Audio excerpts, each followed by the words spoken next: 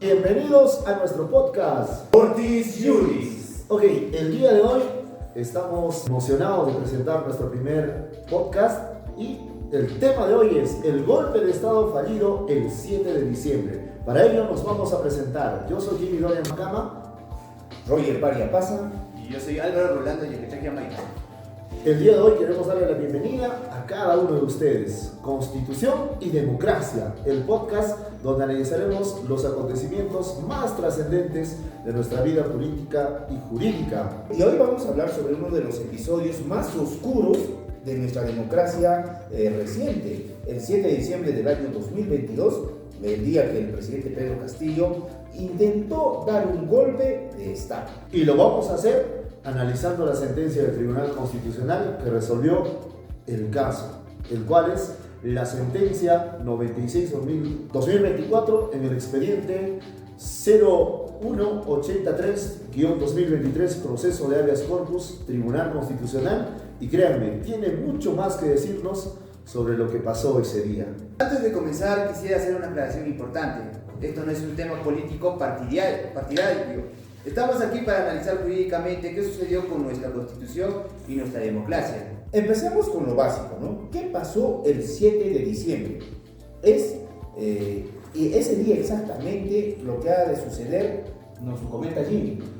Claro que sí. A las 11:40 de la mañana del 7 de diciembre de 2022, el entonces presidente constitucional de la República, el profesor Pedro Castillo, convocó a los medios y dio un mensaje a la nación que nadie se lo esperaba. Y aquí voy a citar textualmente lo que dijo, porque ello es muy importante. Él nos dice: disolver temporalmente el Congreso de la República e instaurar un gobierno de emergencia excepcional, y también convocar en el más breve plazo a elecciones para un nuevo Congreso con facultades constituyentes para elaborar una nueva Constitución. A partir de la fecha y hasta que se instaure el nuevo Congreso de la República, se gobernará mediante decretos ley. Eso no fue todo. También decretó toque de queda desde las 10 de la noche y declaró una reorganización del Poder Judicial, el Ministerio Público y la Junta Nacional de Justicia y el propio Tribunal Constitucional. O sea, básicamente lo que quiso hacer y dijo en esas palabras fue: yo soy el poder absoluto, cierro el Congreso y voy a gobernar solo y reorganizo todo el sistema de justicia. Objetivamente, eso es lo que quiso dar a conocer. Exacto, Roger. Y el Tribunal Constitucional es clarísimo en su sentencia. Esto constituyó un golpe de Estado y un resquebrajamiento evidente del orden democrático constitucional.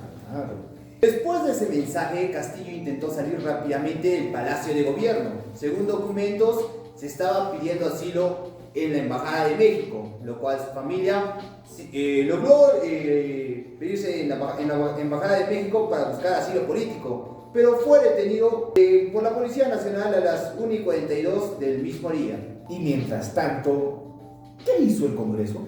Claro, nos hacemos esa pregunta, ¿no? En concreto, ¿qué es lo que realiza el Congreso? El Congreso se reunió de emergencia y a las 1:21, con 101 votos a favor, declaró la vacancia de nuestro presidente por permanente incapacidad moral. Minutos después, Castillo, como todos sabemos, fue detenido cuando iba de camino a la embajada. Ahora vamos a observar, compañeros todos y nuestros oyentes de este podcast, los conceptos claves, entendiendo la democracia constitucional. Como ya mencionó él, necesitamos entender algunos conceptos claves, fundamentales. Roger, ¿qué entendemos por golpe de Estado?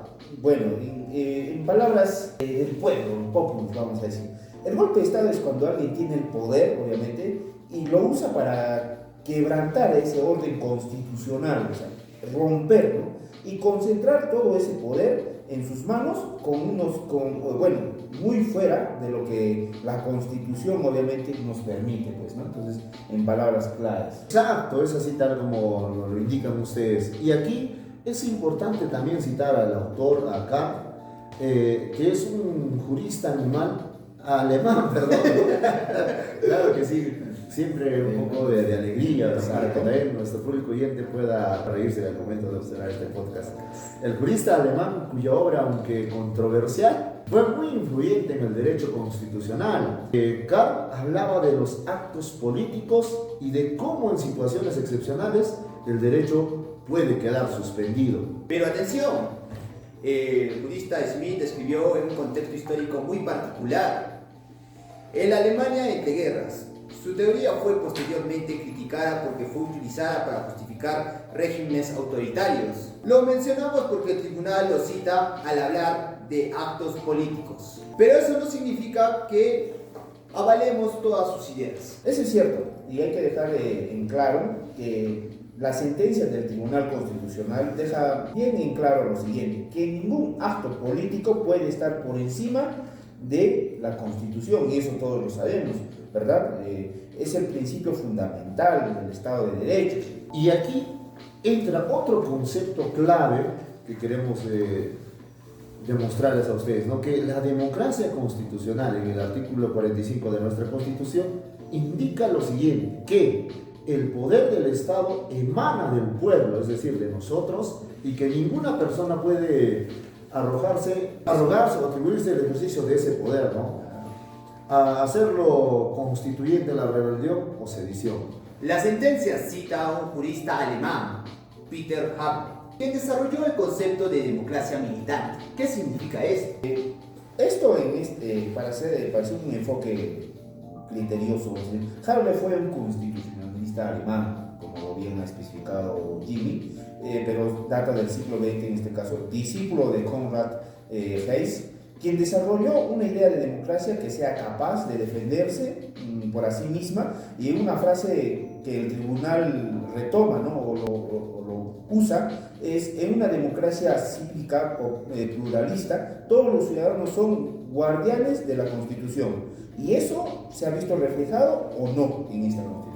A ver, o sea, cuando alguien atenta contra la democracia, pues las instituciones y los ciudadanos tienen el deber de defenderlo.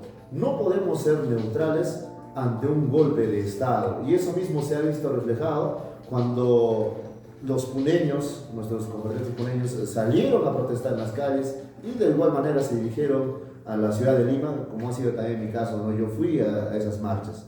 Ahora, también vamos a entender eso de distinta manera, ¿no? Que todos estemos en esa labor de defender la Constitución hasta la última instancia, pues, ¿no es cierto? así es. Exactamente. Y eso conecta con el artículo 46 de la Constitución, que establece el derecho a la insurgencia. Nadie debe obediencia a un gobierno usurpador, ni a quienes asumen funciones públicas en violaciones de la Constitución y de las leyes. Bueno, es decir que Castillo dio ese mensaje, automáticamente perdió la legitimidad, ¿no? Ahí ya no hubo una forma de hacer de manera que las instituciones, ¿no es cierto?, deben de apoyarse al Estado de Derecho, sino el deber de actuar en defensa de la Constitución, y todos, bueno, no todos vamos a decir hasta ese momento, ¿no? Porque si bien es cierto, el sur del Perú estaba en aras de defender realmente la Constitución, pero también había otra parte que estaba en contraposición de ello, ¿no? Que hacía como que el mudo, ¿no? El oído sordo, ciego,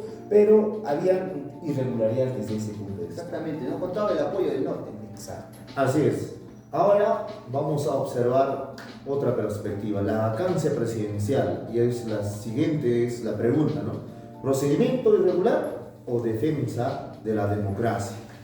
Ahora viene una de las partes más polémicas de esta sentencia en particular que estamos analizando.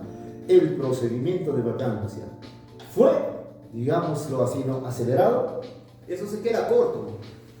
Normalmente, según el artículo 89A del reglamento del Congreso, para una vacancia o por incapacidad moral se requieren los siguientes puntos. Primero, una noción firmada por al menos 26 congresistas, una admisión del voto del 40% del Congreso. El otro punto es un plazo entre 3 a 10 días para el debate y que el presidente pueda defenderse, y finalmente 87 votos, lo cual es 2/3 de los 130 congresistas. Interesante. esos puntos, pero yo quiero aclarar que nada de eso se cumplió. Exactamente ninguno de estos pasos llegó a culminarse y a cumplirse con un debido proceso. ¿Por qué? Porque la moción, ¿no es cierto?, solo fue firmada por el presidente y la vicepresidenta en su momento. Y obviamente que no hubo un plazo de espera, pues, ¿no? Como que acá usted cabe mencionar de que es de 3 a 10 días, pero no se llegó a cumplir. Y se votó casi inmediatamente, ¿no es cierto?, el cese, no se pudo dar paso a la inmunidad presidencial y entre otros puntos que vamos a ir dilucidando en el camino del podcast. Claro, entonces, Roger, Álvaro, yo me pregunto, ¿fue ilegal la vacancia? Aquí es donde el tribunal hace un razonamiento interesante sobre este caso. Dice que estábamos en una situación de emergencia constitucional. Citó un fallo de la Corte Suprema de Argentina que define que la emergencia como situación extraordinaria que demanda remedios también extraordinarios. Eso nos quiere decir que, por así decirlo, que no se podía seguir las medidas que estaban, que se necesitaban algunas cosas extraordinarias. ¿No, Roger? Claro, yo pienso que, mira, va por este punto, ¿no? O sea, vamos a hacer un ejemplo. El argumento es que cuando hay un golpe de Estado, no puedes esperar 10 días para actuar. Es como que si en tu casa hubiera un incendio, vamos a decir así, y alguien te dice, espera, ¿sabes? Tienes primero que llenar estos formularios y llenar sus documentos para antes usar el extintor, ¿no? Entonces, ahí yo creo que hay un vacío. Lo que ustedes indican es exacto. El tribunal dice que el procedimiento normal está pensado para situaciones de normalidad constitucional. Pero ¿qué pasa este 7 de diciembre? No era esa situación normal, era un presidente intentando destruir la democracia. Sin embargo, hay algo muy importante en el Tribunal Constitucional que enfatiza: esto no fue una excepción justificada por circunstancias extraordinarias, ya que no es un precedente para usar la vacancia de manera ligera en el futuro, para otros casos.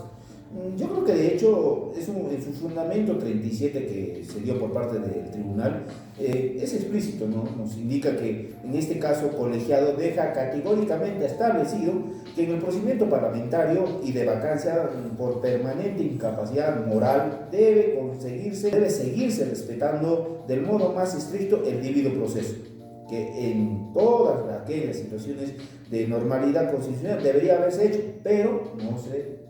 Es decir, esto fue válido porque fue un golpe de Estado, pero en circunstancias normales se debe respetar exclusivamente el procedimiento. Vamos a continuar, esperemos que la estén pasando genial escuchando este podcast. Ahora vamos a la detención y el antejuicio.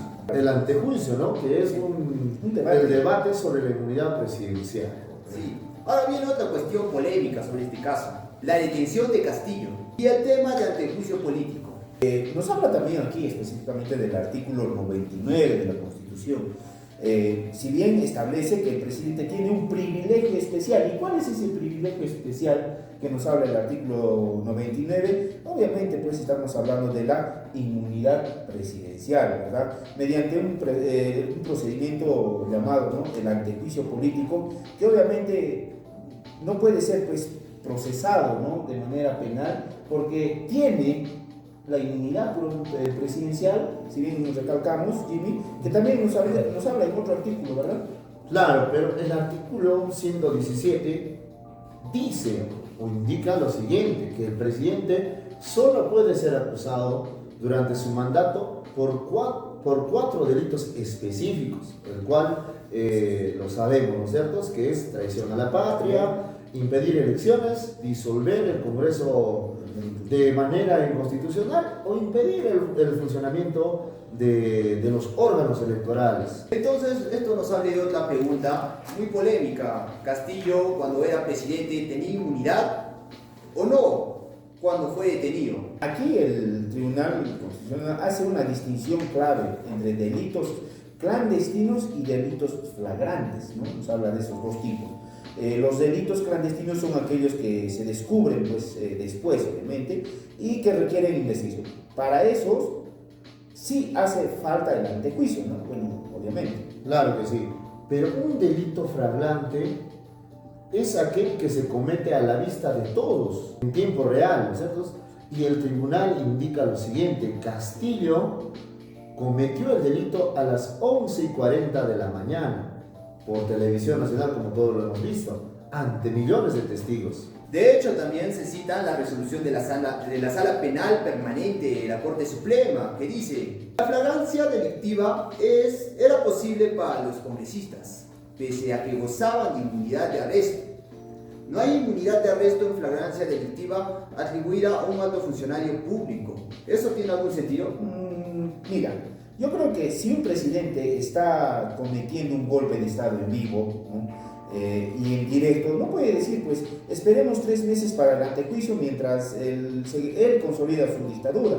O sea, desde ese punto de vista tampoco podemos permitir, ¿no es cierto?, que Castillo pues haga lo que le da la gana. Exacto, Roger. El tribunal, en este caso, cita el artículo 259 del Código Procesal Penal, que permite la detención sin orden judicial cuando alguien es pues sorprendido en flagrante delito, y aquí había una flagrancia absoluta. Exactamente, pero hay un voto muy singular en este proceso de habeas corpus del magistrado Gutiérrez Tirsi, que discrepa este punto. ¿Qué dice? ¿Qué nos indica aquí Gutiérrez? Gutiérrez dice, argumentaba que incluso en flagrancia, la policía debió poner a Castillo a disposición del Congreso para el levantamiento formal de la inmunidad, no detenerlo directamente. Dice que violó el debido proceso.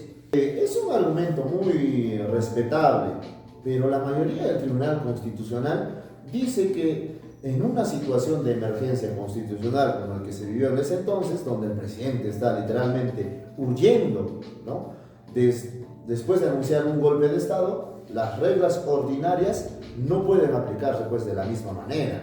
Claro, y el Congreso, obviamente que el 12 de diciembre, ¿no es cierto?, ya levantó formalmente la prerrogativa del antejuicio mediante la resolución 002-2022-2023, ¿no? Entonces ahí ya vemos de que todo esto también ya tenía un objetivo claro, ¿no?, por parte de las instancias y de las instituciones pertinentes. Claro que sí.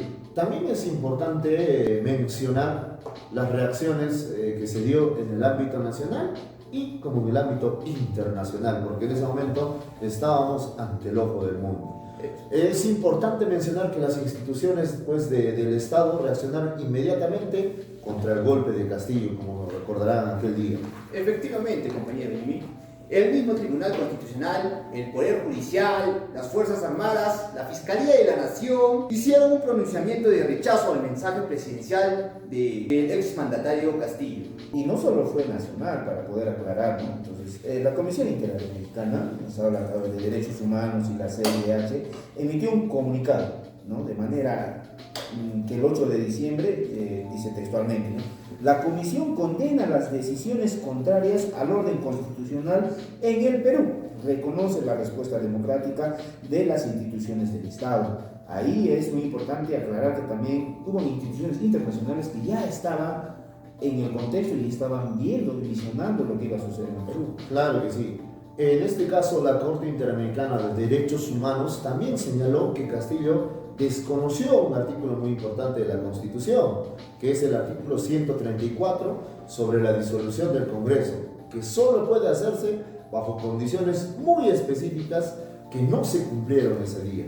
Sí, y en el informe del año de 2023 sobre la situación de los derechos humanos en Perú, la Corte Interamericana de Derechos Humanos fue aún más clara, calificó lo ocurrido como un rompimiento de orden constitucional y saludó la rápida actuación de las distintas instituciones del Estado para restablecer el orden institucional del Perú.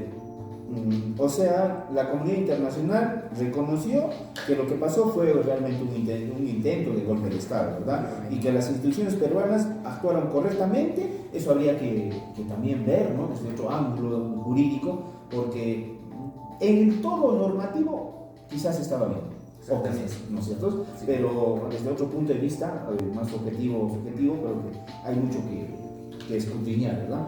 Claro que sí, ya vamos llegando a la parte final de nuestro podcast. Para ello vamos a tener un poco de reflexión. Entonces, ¿qué lecciones nos deja todo esto que hemos vivido en aquellos años? Primero sería que la democracia es frágil y necesita instituciones fuertes que la defiendan. El tribunal cita a Verne: todos somos guardianes de la Constitución. Pero segundo, que ningún poder es absoluto. Eso es, creo que ya tenemos comprendido en el Perú, ¿no? Que ninguno de los poderes es absoluto, y ya lo estamos viendo, ya que Castillo fue elegido democráticamente, eso hay que aclarar, ¿no?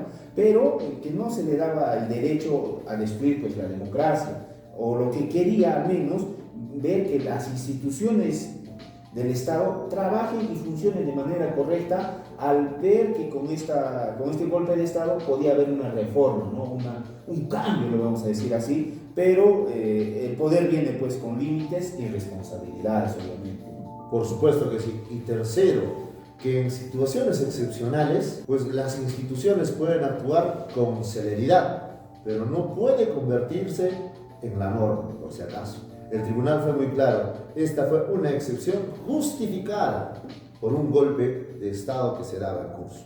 Y cuarto punto sería que el derecho constitucional no es una letra muerta, ya que es un instrumento vivo que puede adaptarse en estas circunstancias, pero siempre con el objetivo de proteger la democracia y los derechos fundamentales. En ese punto también hay que reflexionar que el magistrado Monteagudo, ¿no? Dice pues que el fundamento de voto advierte que los peligros de usar, ¿no? La vacancia por incapacidad moral de manera excesiva, porque también fue un exceso por parte de cierto grupo político, tendencia, ¿no es cierto?, en el cual para hacer reserva de estos casos, en lo que da la gravedad de la conducta desplegada por parte del jefe de Estado en su momento, tanto su investidura como las virtudes y valores que se requieren para el ejercicio de dicho cargo han quedado severamente comprometidas, porque hay que ver que también estamos hablando de un presidente, no estamos hablando pues de un gobernador regional, de un alcalde, estamos hablando de la cabeza de un Estado,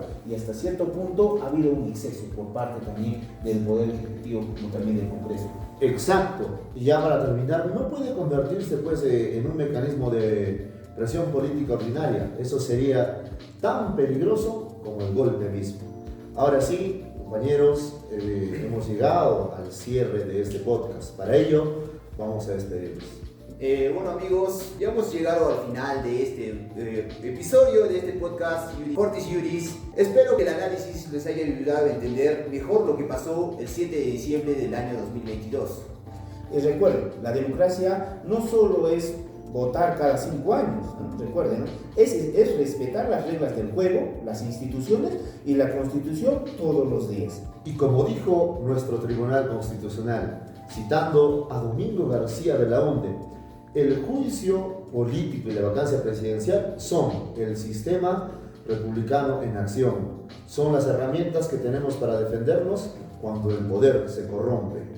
Y si les gustó este episodio, suscríbanse y compartan. Nos vemos en un próximo video. ¡Hasta pronto!